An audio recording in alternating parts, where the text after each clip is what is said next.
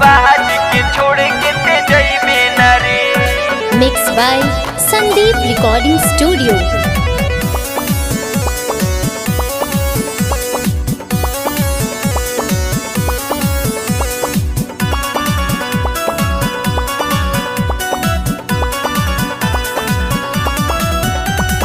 ढेर जगे गईनी बाकी कुछ न भइल, तोहारा नियन लोग बहुते हो आइल। अच्छा ई बात बा, अब सही जगह आइल बड़ी, तोरा पते चल जाला। ढेर जगे गईनी बाकी कुछ न भइल, तोहारा नियन लोग बहुते हो आइल। हमरा फेरा में पड़ के पिटइबे नु रे। अरे कौन पिटिए बुची, हमार नामोए बरांड बा, हमार नामोए बरांड बा, हमार नामोए बरांड बा। अरे हट ना रे, हम ऐसन दे हम जा भूल पैबे न रे, कुशवाहा जी के छोड़ के ते जइबे न रे। हम ऐसन दे हम जा भूल पैबे न रे, कुशवाहा जी के छोड़ के ते जइबे न रे। अरे ऐसन बात बा। नाम ह बरांड पूरा जानिला लोग, चढ़ली जवानी के लगाइब तोरा भोग। का बुझलू?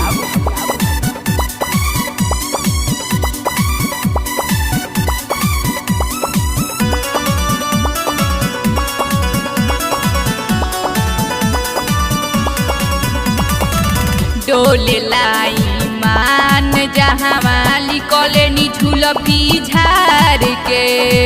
आजो न हमारा लगे पूछी जइबे न केहू से हार के। ऐसन बात बा। अरे हाँ हो, डोले लाई मान जहाँ वाली कॉलोनी झूलपी झार के। आजो न हमारा लगे पूछी जइबे न केहू से हार के। लागे हमारा के बड़ी तड़पइबे नु रे। अरे ऐसन बात नहीं खेल हो, हम ऐसन दे हम जा भूल पैबे न रे, कुशवाहा जी के छोड़ के ते जइबे न रे। हम ऐसन दे हम जा भूल पैबे न रे, कुशवाहा जी के छोड़ के ते ना जीबे रे। चली सिन तान के तमचे हाहाकार, होला खट्टी मरद कोई जाने ला जवार। ए पूछी नामे बरांड हो।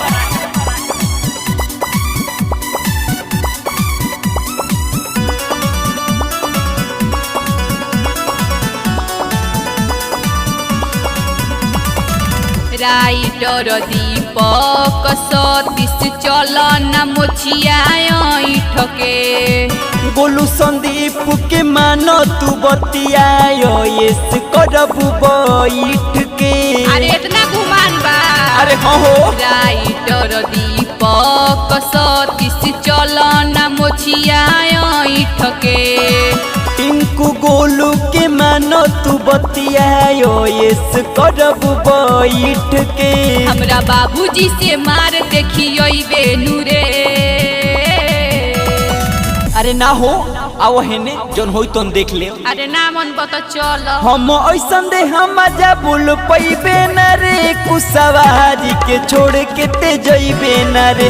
हम ऐसन दे हम जा भूल पैबे न रे, कुशवाहा जी के छोड़ के ते जइबे न रे।